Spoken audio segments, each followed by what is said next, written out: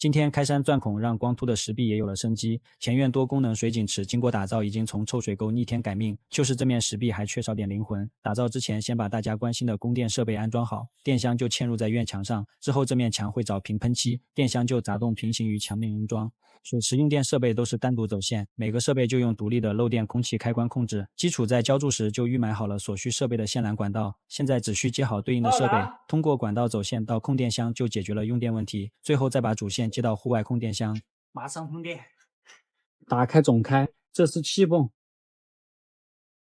打开过滤池，小瀑布，大瀑布。水池用电现在就在这里集中管控，等灯光安装好再添加智能控制。水池 C 位这颗仙人掌也是大家关心的问题，显然现在它已经不再适合待在这里了。为了给它一个更好的成长空间，给它寻找到了一个更高的安置点。这次移栽不只是一次简单物理位置的变动，它更像是对这株仙人掌地位的一次全新诠释与提升。在这里，它将与山崖上其他的植物遥相呼应，共同为梦中寝屋增添一抹独特的风景。今天我们要出山进城了，去花市选些适合的植物。市场植物五花八门，什么样的植物既能与石壁搭配，又能在缺水少土的环境中生存下去，成了选择的难题。之前改造院子对荒漠感的风格情有独钟，看了一大圈，最终还是选择了沙生植物。路过锦鲤池，顺便看了一眼，已经被价格劝退。花市价格主要看脸，最终还是觉得去大棚挑选比较适合沙生植物类型，而且都是成片的。出来就是波浪形啊！再这样选下去，真的就回不去了。根据院子的情况，选了些适合露阳且耐看的品种，拉回家就是这样一堆。如何把这些植物种植在这面石壁上，就成了新的难题。山崖都是10层的地质结构，想要在这样的条件下种植，只能先利用工具在石壁上钻出能够容纳泥土的孔洞。看似容易做事难，还是我想的太简单了。原本以为钻孔是相对简单的过程，没想到实际上手却是困难重重。由于缺少经验，加上山崖上占据的空间极为有限，我尝试了各种方法，但效果都不尽如人意，无奈只能使用相对费时但更稳妥可靠的方法。水池中央有一块突出的石壁，就是相对平整的地方，石壁的 C 位也在这里，但是这里的10层地质结构非常坚硬，如果还是使用电镐，可能很难实现深坑大洞。好在这里的地势相对平整，也能勉强站立。现在尝试使用导轨开孔，新技能还在解锁中，心里还有点胆怯，等我先试试水。兄弟们看一下10层的结构，30厘米的深度。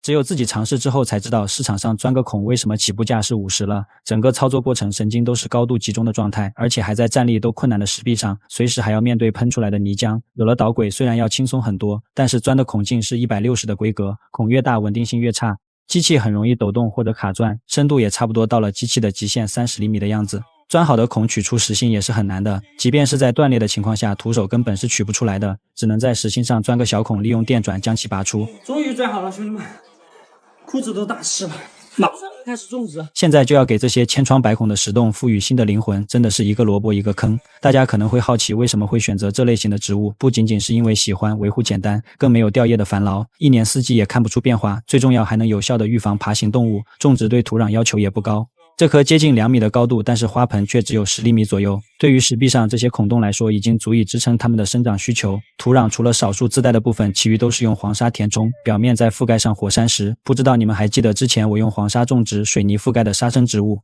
经历了大半年，不仅长势旺盛，还硬是扛过了几10年一遇，持续了半个月40度的高温，足以证明这些植物顽强的生命和抗旱能力。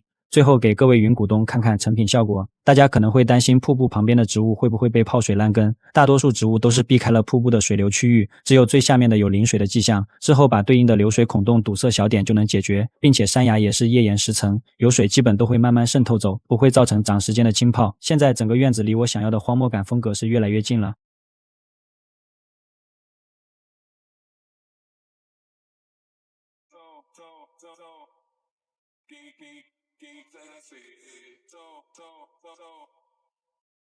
今天开山修渠，总算解决了水池防洪的安全问题。前院的杂草水沟变山崖瀑布水井池后，山崖的防洪问题成了难题。为了避免下雨泥土冲进水池，听从大家的建议，对山崖的排水沟进行打造。清理完杂草，露出了排水沟的历史痕迹。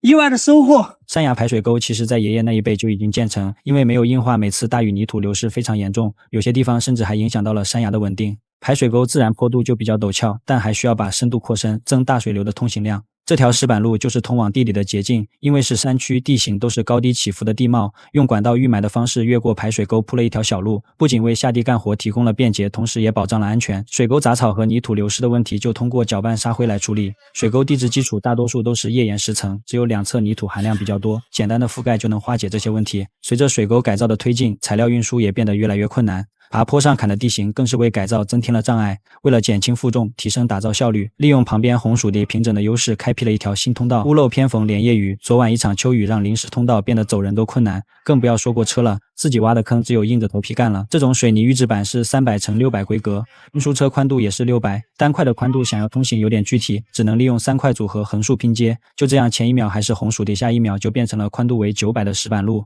要致富先修路这句话不是没道理的，地里有一条这样的小路，丰收时真的要省力很多，就是不知道能不能承受满载材料运输车的碾压。果然磨刀不误砍柴工，材料利用运输车送到山崖上就要省力很多。虽然路况有点颠簸，好在通行是没有问题的。现在人力只需要再搬运一小段的距离，这段是泥土流失最为严重的地方，以前能走人的小路已经快要消失。为了能一劳永逸，就在原有的基础上用红砖又重新砌出了一条新水沟。帮我搭把手，慢点。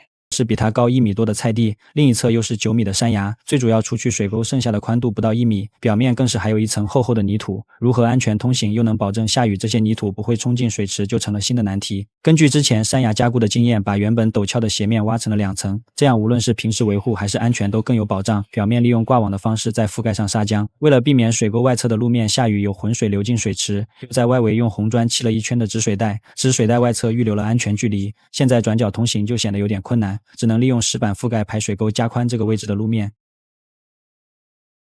经过不断的调整，曾经最难走又危险的小路终于变得平缓又宽敞了。山崖上这些植物也是最近2年陆陆续续种下的，因为一开始就想要荒漠感的风格，种的都是沙生类型的植物。这次改造之后，有些位置还有点空缺，又增加了几个品种来搭配。为了山崖的稳定，止水带外侧除了有植物的地方，其余空缺全部进行了加固。加固之后的颜色和周围地貌颜色形成了反差。为了与周围环境融为一体，利用科技与狠货强行将水泥的雾霾深灰变成了丹霞地貌才有的颜色。现在就用最普通的材料复刻出山崖石壁，看起来很简单的涂抹，内心却充满了不安，大脑都是高度集中的状态。不仅是因为山崖地理位置的特殊，最主要我是怕被刺，周围都是带氨气的植物，这算不算刀口上舔血？最后请大家检验被刺了4天打造出来的效果。水池这面照壁总计用掉了4吨水泥，总算解决了安全隐患的问题。整面石壁容易风化脱落的页岩石层算是得到了控制，对比后院没有处理过的山崖形成了鲜明对比，雨季也不用担心会有浑水冲下来了。大多数洪水会被排水沟拦截，其余的也会顺着止水带流到备用小溪里。最主要还解决了上山下地通行的安全问题，也降低了以后生活的维护成本，一劳永逸。